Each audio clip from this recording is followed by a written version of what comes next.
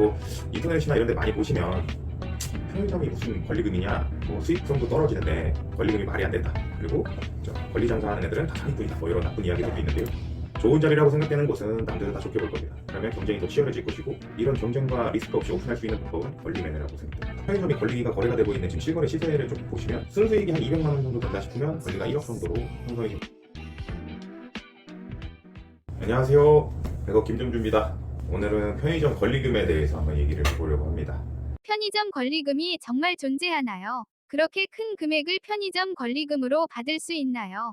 오픈도 안 했는데도 편의점 권리금이 있나요? 일반 분들은 생소하시고 되게 궁금해하시는 내용들이 있어서 오늘은 그 내용을 한번 다뤄보려고 합니다.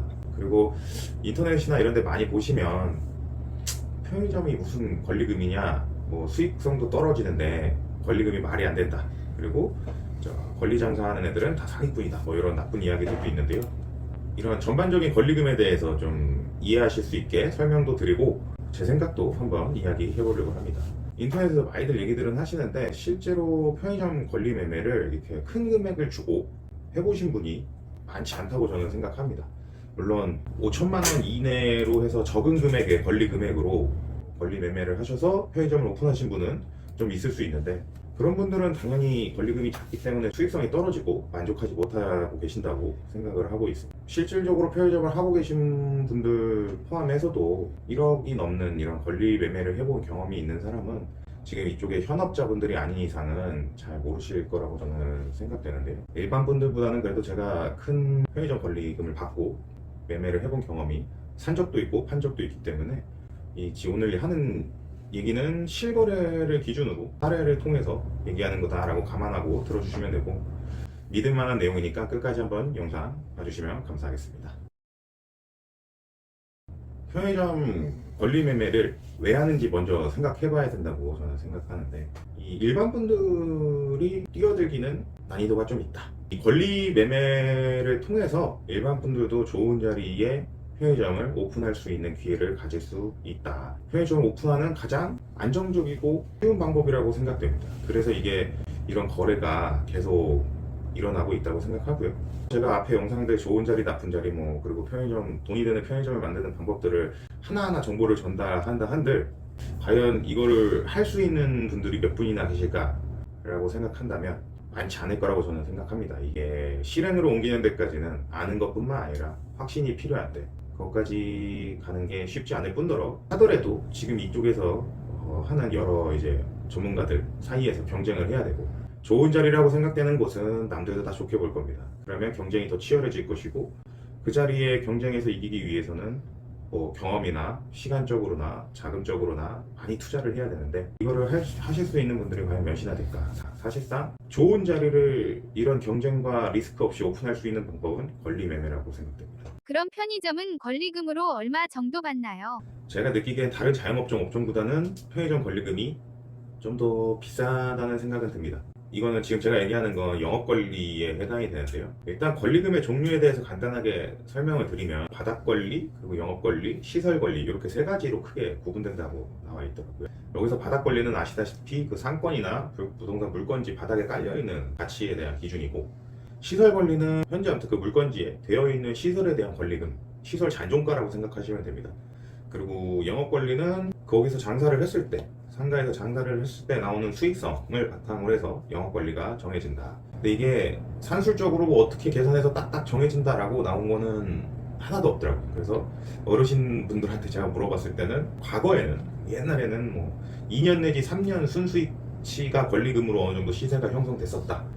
하지만 정해진 건 아무것도 없다 라는 답을 들었는데, 대략적으로 그렇게 기준치를 생각을 해서 계산을 해보면 편의점의 순수익금 곱하기 2년치 3년치 해보면 1억이 넘기가 상당히 힘든 상황입니다. 편의점이 권리가 거래가 되고 있는 지금 실거래 시세를 좀 보시면 또 1억이 넘는 금액으로도 거래가 되는 게 꽤나 많이 보인다고 알 수 있습니다. 물론 3천만 원, 5천만 원 이렇게 작은 금액도 많이 있고, 그리고 반대로 역권리가 나오는 경우도 있는데요. 권리는 가맹 계약을 채우지 못하는 경우, 이거 난 진짜 도저히 못 버티겠다, 나는 그냥 돈을 주고서라도 이거를 그만두고 싶다 하시는 분들은 역권리를 주고 나가는 경우도 있습니다. 그래서 저분은 못하더라도 나는 할 수 있다, 이 매장에서 버틸 수 있고 돈을 벌 수 있다 자신이 있으신 분들은 오히려 역권리로 돈을 받고 편의점 오픈하시는 분들도 간혹 있지만 사실상 그거는 저는 말이 안 되는 짓이라고 생각하고요. 이런 권리금이 폭이 다양하게 존재하는데 이게 사실상 협의의 영역입니다. 파는 사람은 당연히 많이 받고 싶어 하고 살려는 분들은 당연히 싸게 사고 싶어 하는데 이게 서로의 눈높이가 맞는 순간 거래는 일어난다라고 생각이 됩니다. 그러면 이제 양측의 양도인과 양수인의 이제 희망가가 서로 합의점을 찾으면 거래가 일어나는데 제가 이렇게 주변을 봤을 때 실제로 거래되는 사례들을 봤을 때 느끼는 순수익이 한 200만 원 정도 된다 싶으면 권리가 1억 정도로 형성이 됩니다. 여기서 말하는 순수익은 정상금에서 편의점 정상금, 점주 이익금, 가맹점주 이익금에서 월세랑 인건비를 다 떼고 관리비 이런 판관비 다 떼고 나는 돈이 한 200만 원이다. 근무 안 쓰고 200만 원이다 라고 하면 1억은 충분히 받을 수 있다라고 생각이 됩니다. 순수익이 200밖에 안 되는데 어떻게 권리금이 1억이나 돼요?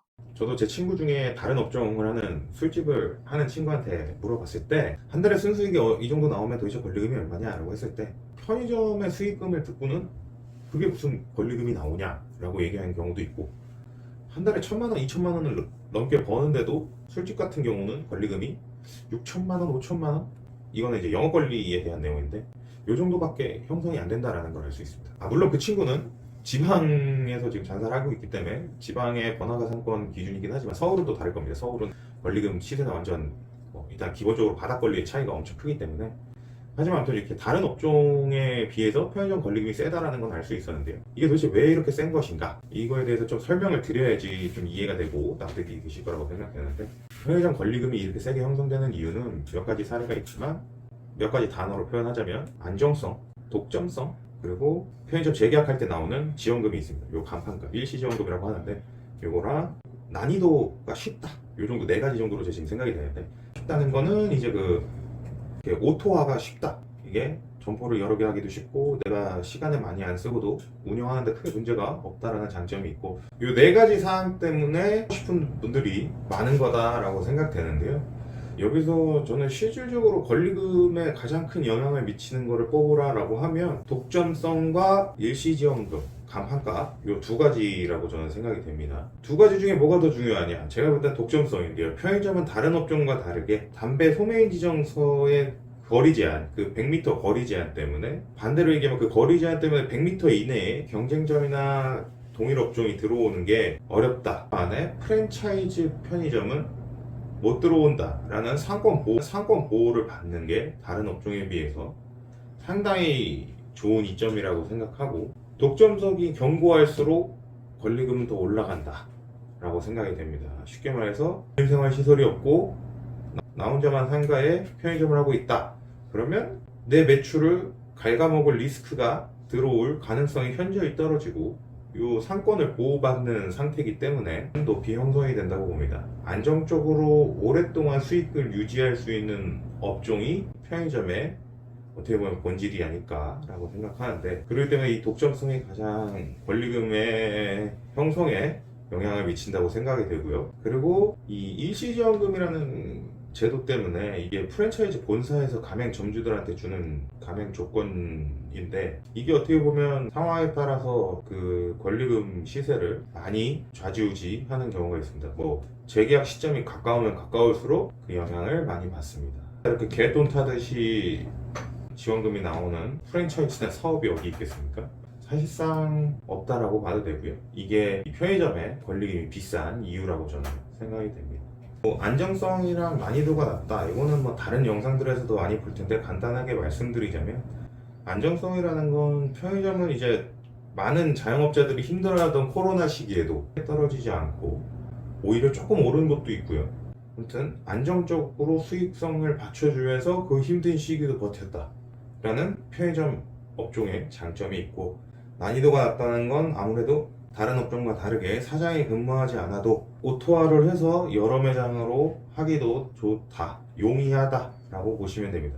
오픈 전에 권리금을 받고 점포를 매매하는 것도 가능한가요?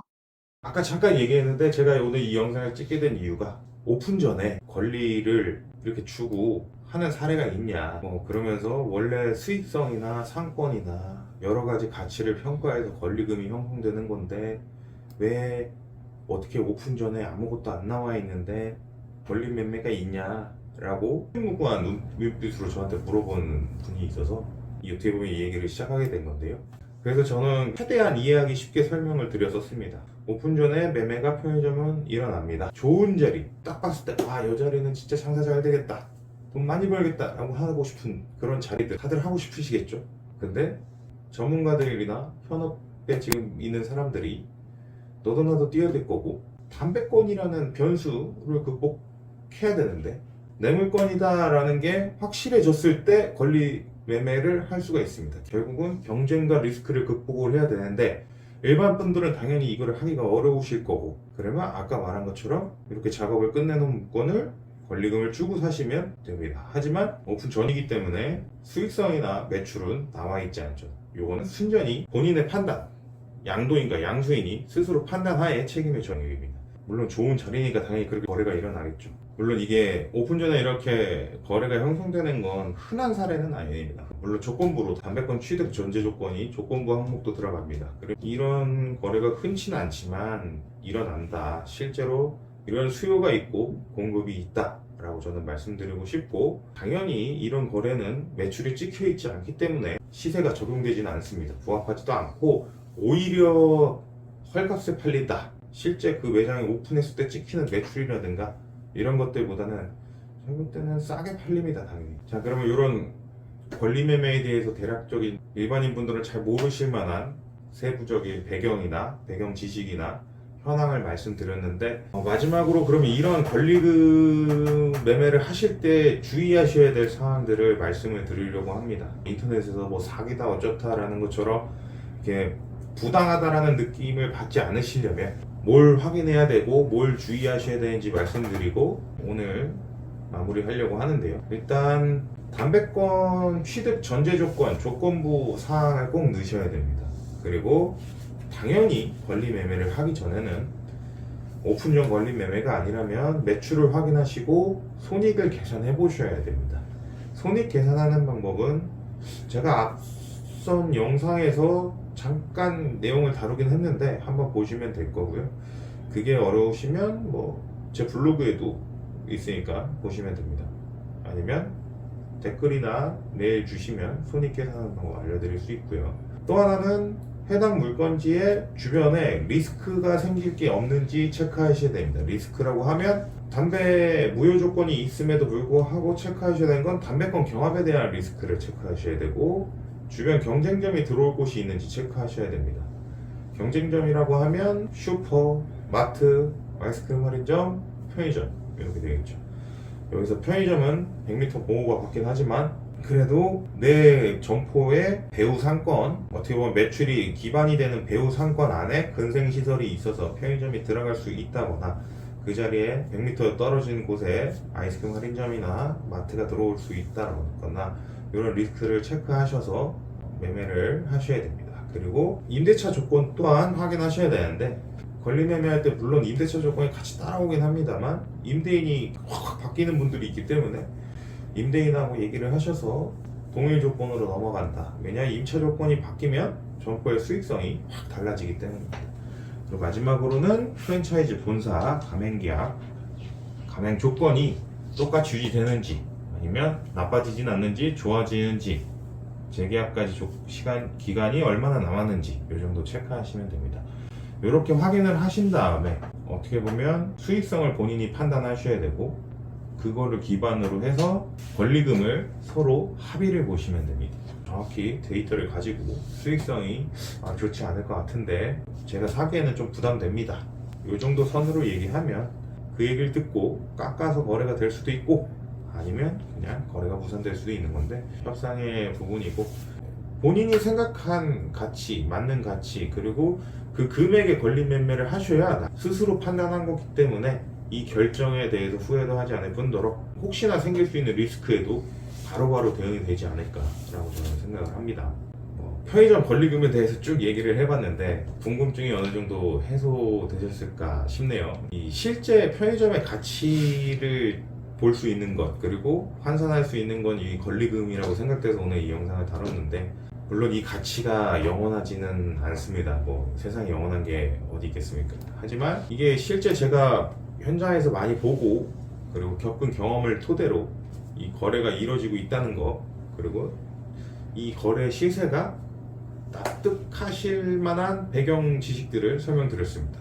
다 맞지는 않을 겁니다. 제가 한 얘기가 이게 사례마다 다 다르고 케이스 바이 케이스인데, 이 외에도 특이 사례도 있을 수 있고 다를 수 있는데, 뭐 하시고 싶은 얘기는 댓글 많이 달아주시고요. 혹시나 이걸 보고 편의점 양도양수를 하고 싶으신 분이 있다면 메일이나 댓글 주시면 제가 어느 정도 자문을 해드릴 수도 있고, 물건을 찾으시면 물건도 몇 개 추천해 드릴 수도 있으니까요. 많이 댓글이나 메일 주시고, 이런 돈 되는 편의점 관련해서 원하시는 주제가 또 있다면 댓글 주시면 또 이번 영상처럼 자연스럽게 한번 제 생각을 얘기해보는 영상을 한번 만들어 보도록 하겠습니다. 영상이 유익했거나 다음 영상에도 관심이 있으시다면 꼭 구독, 좋아요 부탁드리겠습니다. 지금까지 돈 되는 편의점 모든 것을 알려주는 백업 김정주였습니다. 감사합니다.